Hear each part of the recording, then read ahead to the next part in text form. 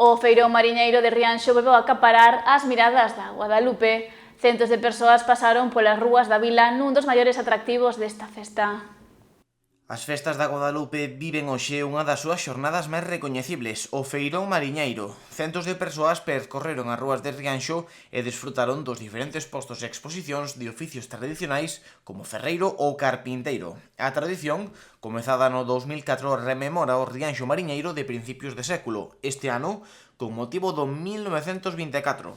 Non faltan artesáns, artistas, animación musical e postos para degustar pratos típicos. Moitos deles levan anos acudindo a esta cita, unha data marcada no calendario.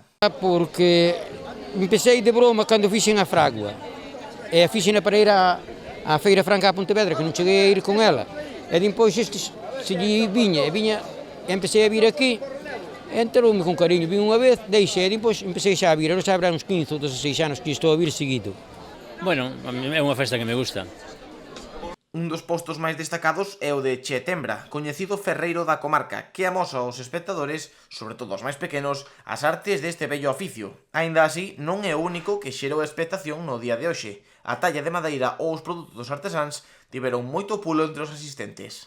Pois teño para que sepan como é, a ver, cando vir o rapaz xa a tarde, o que é a forza de antes. Sempre, xa teño montada no taller para que vayan de vez en cuando os rapaces da escola mirar como é.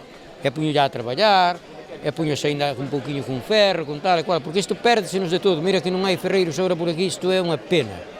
Eu que sei, a mí sempre me gustou.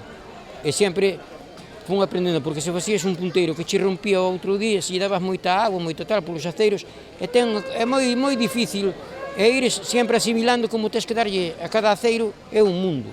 Un amortiguador ou un vellote ou un tal, entendes? E sempre é mellor estares a facer creación e facer cousas así que estares pola taberna a tomar chiquitos. Talla en madeira, estou tallando en vivo, estou facendo aquí unha figura e talla escultura. Nos aquí temos madeira todo, a maioría casi dela todo é olivo, e despois, bueno, hai algo en haya ou así, pero do resto é todo olivo. Iso, abrenoces, sí.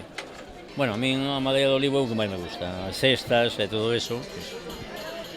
As festas da Guadalupe sempre teñen unha grande importancia para estes traballadores, motivados moitos deles polo significado destas profesións. Aínda así, hai algúns que o ven de outra maneira. Vivo del. Sí, gustame, empezou como... Eu sempre fui carpinteiro. Empezou como hobby, o que é o que é a talla, facer figuras e relieves. E agora, máis ou menos, entre unha cousa e outra vou vivindo. As cancións populares resonaron todo o día polas rúas da vila, as rianxeiras repetíndose unha e outra vez para o gusto tanto dos locais como dos visitantes. Coa noite xa chegada, as cantigas populares dan paso á música máis actual da man das orquestras Cinema e Gran Parada.